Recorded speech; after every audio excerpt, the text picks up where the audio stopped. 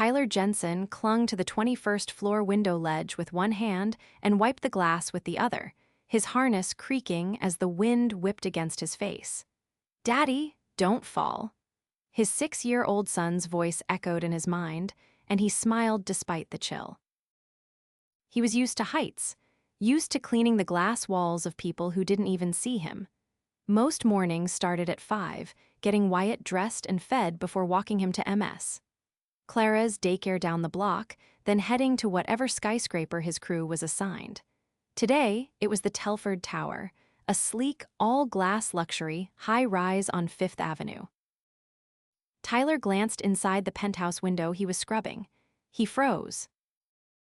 Inside stood a woman, barefoot, wrapped in a silk robe the color of champagne, with a coffee mug held delicately in her hand. Her long, dark hair was tied in a loose braid, and her face was bare, still somehow glowing. She wasn't looking at her phone or a screen, she was staring directly at him. He almost dropped his squeegee.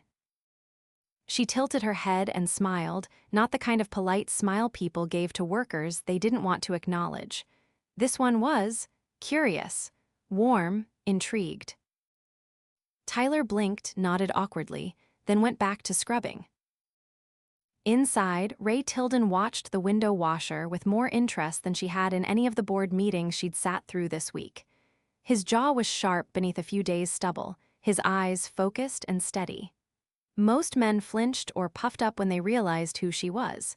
He didn't, probably didn't know, which was kind of refreshing. He was gone within minutes, lowering himself to the next floor, but that face stuck with her. 3 days later, it was raining, and Tyler was back at Telford Tower. This time, he was helping replace a cracked panel 2 floors below the penthouse. While his coworker ran back to the van for a part, Tyler stood under the overhang of the building's lobby entrance, soaked from head to toe, trying to warm his hands. "Hey." He turned. The woman from the window stood there with a large black umbrella. She wore a fitted gray coat over high-waisted trousers and boots that probably cost more than his rent.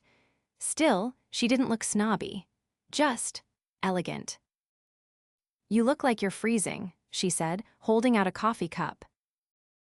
Tyler hesitated. "Is this for me?" "Well, unless you think enjoy standing in the rain, handing out coffee to strangers." He laughed, taking it. "Thanks, I appreciate it." "I'm Raye," she said, glancing at the van behind him. "You work on the windows." "Yeah, Tyler Jensen." She nodded. "You fixed my view. It's only fair, return the favor." That was the first time they spoke. The second time came a week later, when he saw her walking into the building again. She stopped. "You have a kid, right?" she asked, surprising him. He blinked. "How'd you know?"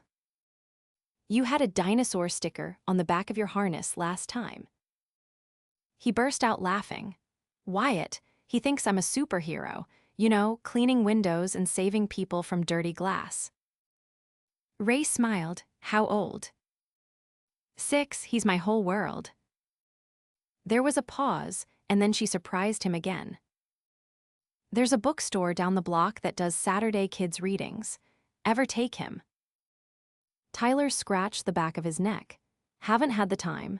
Saturdays, I usually pick up extra shifts." Raye nodded slowly. "Well, if you ever decide to go, maybe I'll see you there." It took him 2 more weeks to work up the nerve. On a brisk Saturday morning, Tyler showed up at the bookstore with Wyatt in his arms and nerves in his chest. "Daddy, is she a princess?" Wyatt whispered when he saw Raye sitting cross-legged near the stage with a group of kids. Tyler chuckled, "Something like that." Raye looked up and smiled, standing and waving them over. "You made it." "Yeah," Tyler said as Wyatt tugged off his coat. "We figured it was time for some culture." After the reading, Raye bought Wyatt a book he couldn't stop hugging. Tyler tried to refuse, but she waved him off. "It's just a gift, no strings." That became the start of something neither of them said out loud.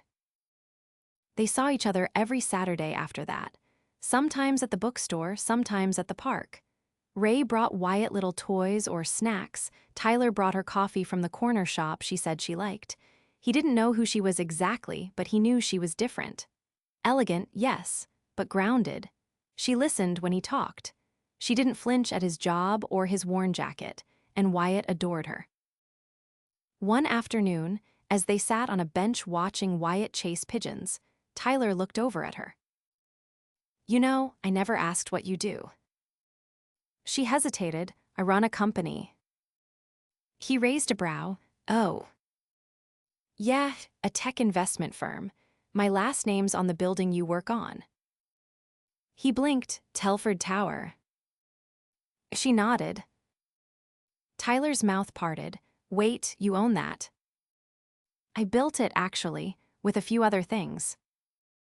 He stared at her stunned. "You're a billionaire." She smiled tightly. "That's not the part I usually lead with." Tyler leaned back, processing. "And you've been hanging out with me, a guy who wipes your windows." "You're more than that." He looked at her. "Why me, Raye?" She held his gaze. "Because you're real, because you love your son like he's your heartbeat, because you make me laugh without trying, because when I look at you, I don't feel alone." His throat tightened. "I don't have much. I live in a 2-bedroom apartment. I have a beat-up truck. I've never been on a plane. She reached over and took his hand. "I'm not looking for someone to impress me. I'm looking for someone who sees me, and you do." He stared at her hand in his, then at her face. "I don't know what kind of crazy world this is, but I don't want to stop seeing you." "Then don't." And just like that, something shifted. Not in the sky, not in the air. In them. And neither of them wanted it to stop. The elevator doors opened with a soft chime, and Tyler stepped into the marble-floored lobby of the Tilden Foundation's private offices, holding Wyatt's hand tightly. Wyatt wore a red hoodie and sneakers that lit up with every step, his eyes darting around the elegant space like it was a spaceship. Tyler's boots squeaked faintly on the polished floor, and more than one sharply dressed assistant glanced over, eyebrows raised. He didn't belong here. But Raye had invited them personally, and Tyler wasn't about to teach his son to back away from something just because it felt too big. A woman in a tailored black dress stood from behind a curved reception desk.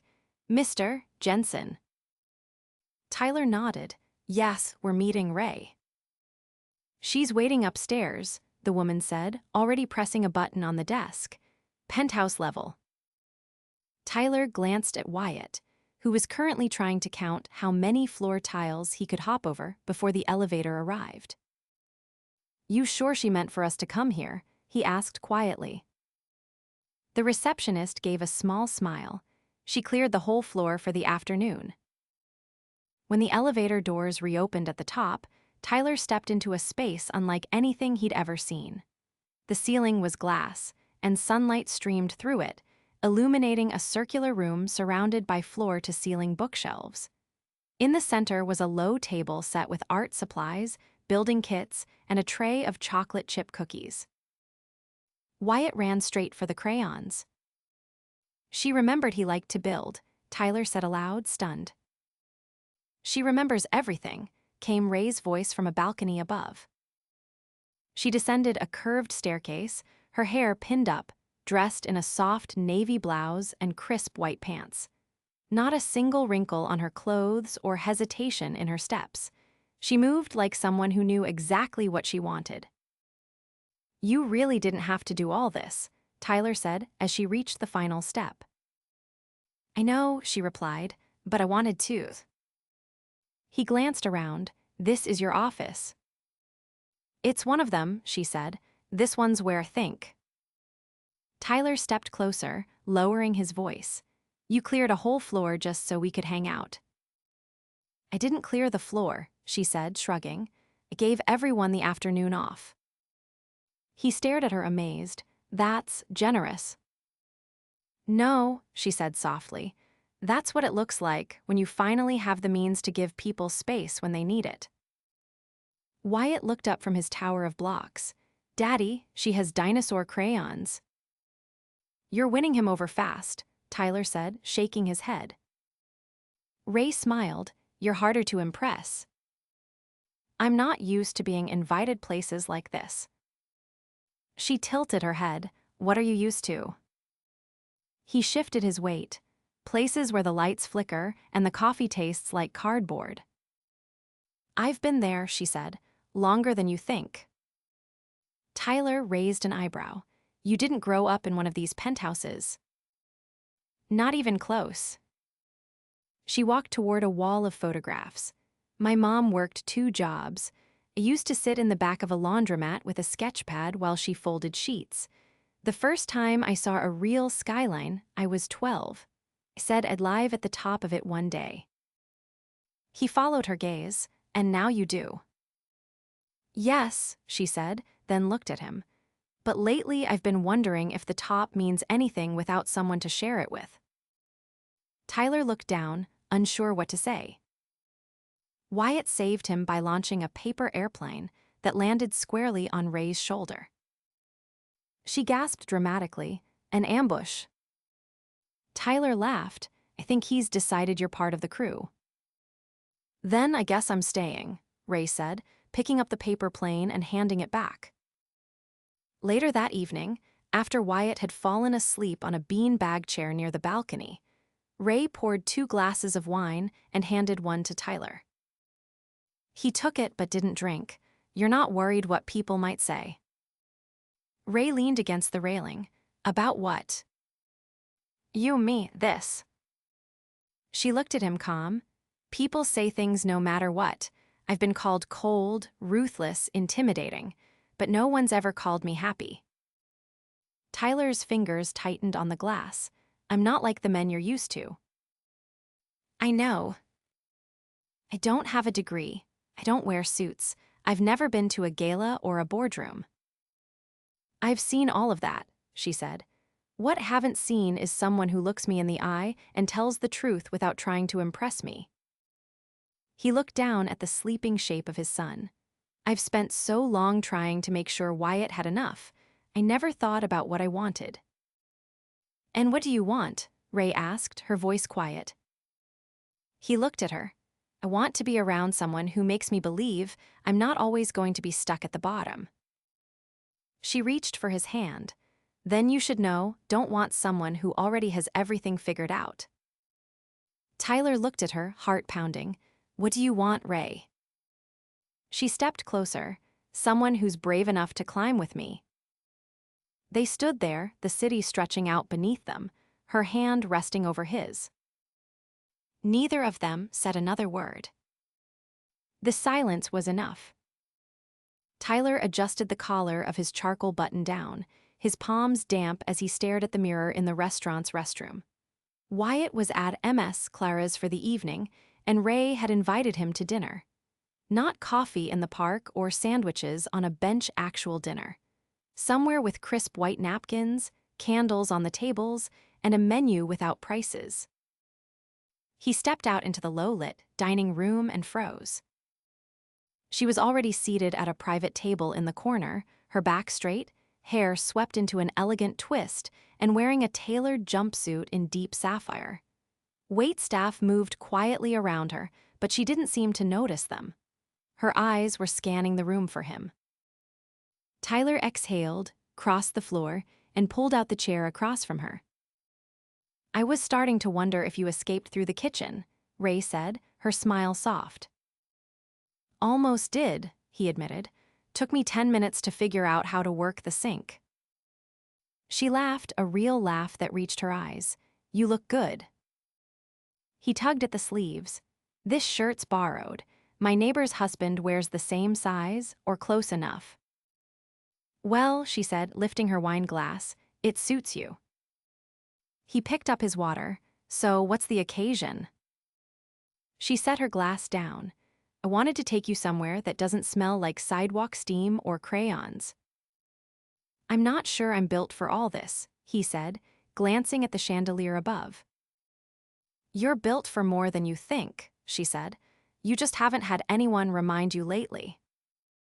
The waiter arrived with a tray, and Tyler sat back as his plate was placed in front of him, a steak, perfectly seared, with sides arranged like artwork. He stared at it. "Can't remember the last time I had a meal like this." "Can," Raye said. 2 years ago. I just closed a deal in Berlin, and I sat in a hotel suite alone with a bottle of wine and a room service tray I didn't touch."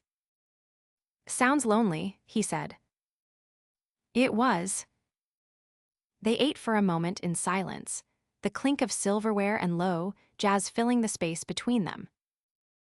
Tyler looked up. "Why me?" Raye paused mid-cut. "What do you mean?" "You could be with someone who understands this world, who knows which fork to use, who doesn't double-check the bathroom door to make sure it locks." "I've done that too," she said. He waited. Raye placed her knife down. "Because when I'm with you, I don't have to pretend. I don't have to calculate every sentence. I don't have to negotiate space just to be heard." He swallowed. "You ever worry I'll slow you down?" "No," she said. "I worry I'll leave people behind who never had a chance to catch up." He leaned forward. "I've been thinking about trade school, electrician work, something steady, pays better than glass." Her eyes lit. "That's amazing." "I haven't told anyone," he said. "Not even Wyatt. Didn't seem real yet." "It can be," she said. "You just have to decide." He glanced down. "I'm not used to people believing in me." "Then get used to it." The words hit him harder than expected. She reached across the table, fingers brushing his. "You're not going to scare me away, Tyler." He looked at her, something unspoken passing between them, a recognition, not of status or background or appearance, but of soul. After dinner, she didn't offer a car or a driver. They walked. Rain had started to fall, light and cool, misting the sidewalks. He offered her his jacket. She took it. They turned onto a quieter street, and Tyler glanced sideways. "You said something before, about the skyline, about building your way to the top." "I did," Raye said. He stopped walking. "What if told you that I want to build something too?" She turned to face him. "Then I'd ask what it is." "A life," he said. "Not just for Wyatt, for me, with someone who doesn't make me feel like I'm always trying to catch up." She stepped closer. "I don't want someone behind me. I want someone beside me." He reached up, brushing a strand of hair from her face. "You're not looking for someone to save." "No," she whispered. "I'm looking for someone to believe in." He kissed her. It wasn't rushed. It wasn't perfect. But it was honest. And in that moment, on a rainy sidewalk under a flickering street lamp, Tyler Jensen stopped feeling like a man looking into someone else's world and started feeling like he belonged in it. When they pulled apart, Raye exhaled against his cheek. "Come to the gala with me." He blinked. "What gala?" "My company's anniversary event. Big deal. Press, investors, people who will ask too many questions." "Raye, I want them to see you." He hesitated. "I've never worn a tux." "I'll take care of that." "You're not worried I'll embarrass you?" She smiled. "You made my $6 billion boardroom feel like a park bench. I think you'll be fine." Tyler nodded, half in disbelief. "All right, I'm in." And just like that, the next chapter of his life began on a sidewalk, in the rain, holding hands with the woman who changed everything. The black town car pulled up to the curb outside the Grand Meridian Hotel, its polished chrome catching the soft lights of the marquee entrance. Tyler stepped out, adjusting the cuffs of his borrowed tuxedo with only a slight tremor in his fingers. He'd spent the last hour convincing himself not to bolt. Inside, the ballroom glowed with golden chandeliers and sweeping ivory curtains. Waiters in white gloves passed trays of hors d'oeuvres, the kind Tyler couldn't pronounce. The air buzzed with low conversations and practiced laughter, and the scent of orchids drifted from tall crystal vases on every table. He stood at the edge of the room, scanning for her. Raye descended the central staircase just then, wearing a sleek black gown with thin straps and a neckline that balanced elegance with power. Her presence didn't just draw eyes, it quieted the room. The conversations softened. Heads turned, but her gaze landed on him and didn't waver. She crossed to him without hesitation. "You clean up better than I imagined," she said, stopping close enough that only he could hear her. "You look like you're about to close a 10-nation treaty," he replied, his voice low. She slipped her hand into his. "That's not on the agenda tonight." "What is?" "I want them to see the man who makes me better." Before he could respond, a man in a burgundy dinner jacket approached, his smile tight. "Raye, we weren't expecting your date to be unconventional." Tyler straightened instinctively, but Raye didn't flinch. "Unconventional is why I'm still 10 years ahead of everyone here," she said smoothly. Tyler watched the man blink, then retreat with a stiff nod. "Do they all talk like that?" he asked. "Only the ones who are afraid of what they don't understand." They danced later just once. Tyler's movements were careful, his hand on her waist light, but Raye leaned in close, her cheek brushing his. "Relax," she whispered. "You're not here to impress anyone." "I'm not sure my shoes agree." "They'll survive." Midway through the evening, she led him out onto a rooftop terrace, away from the noise. The city stretched around them, glittering and alive.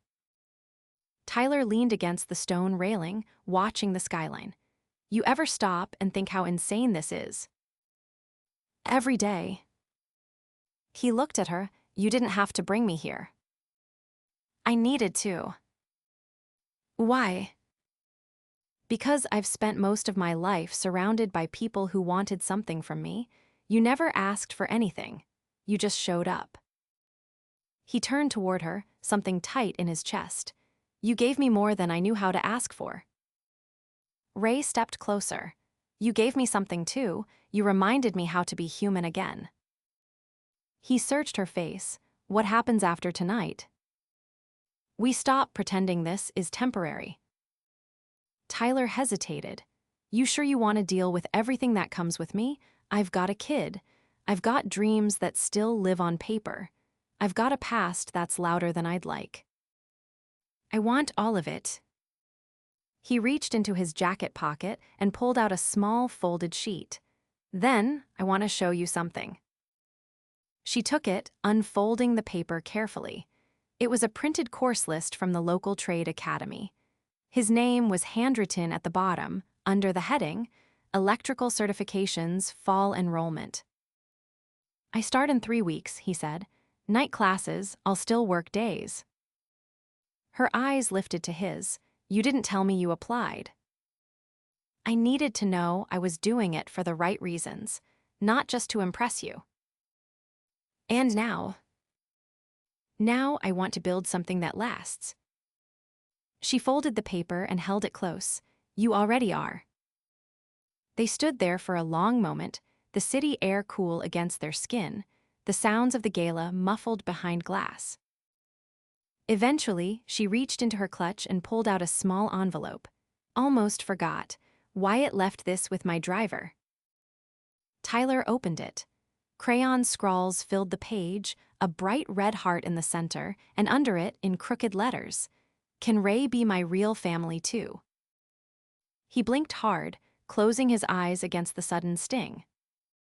"I didn't show him anything," she said quickly. "He just figured it out." Tyler looked down at the card again. He's not wrong. He turned to her, heart pounding.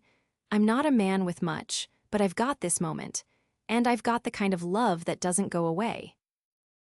Raye tilted her head. "Are you asking me something, Jensen?" He reached for her hand and pressed something into her palm. It was a ring, simple, silver, no stone, just a narrow band engraved inside with the word, "Found." Her breath caught. "It's not from a boutique," he said. "It's not designer, but I saved for it. I wanted to ask you when I had something real to offer." "You already do," she whispered. "Then I'm asking, will you be part of our family?" Her answer wasn't words. She kissed him. Not for show, not for the crowd inside, just for them. When they returned inside hand in hand, people noticed. Not because of the ring, not even because of the dress or the tux or the woman who owned half the skyline, but because of the look between them. It was the kind of look that didn't care if you washed windows or ran empires. It was the kind that lasted. And from that night on, it did. The wedding was not in a ballroom, not on a cliffside in Santorini, not in a cathedral lined with marble. It was in a sun-drenched garden behind a restored brownstone in Brooklyn, where the ivy climbed the brick walls like it had been waiting for something worth witnessing. Tyler stood at the end of the aisle in a tailored navy suit, his tie slightly crooked because Wyatt had insisted on helping him tie it. His hands were steady, but his heart pounded like it had its own soundtrack.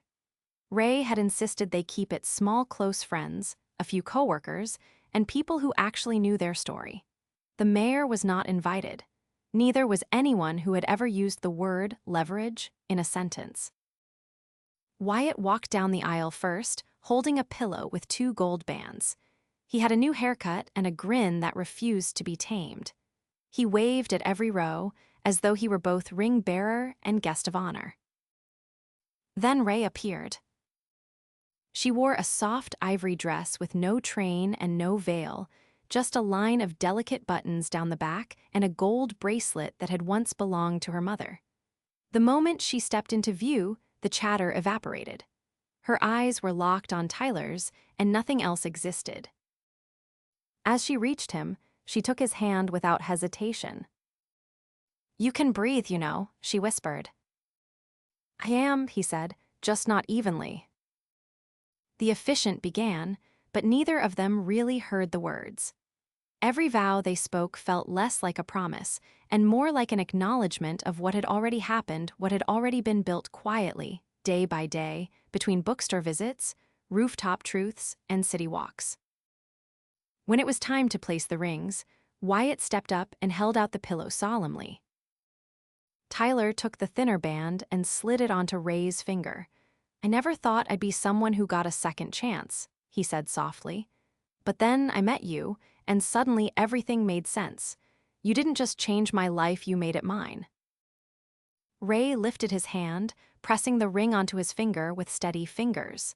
"You didn't climb into my world," she said. "You made space for me in yours, and I'm not going anywhere." When the officiant declared them husband and wife, they didn't wait for permission. Tyler pulled her close and kissed her like the ground beneath them had just become the most sacred place on earth.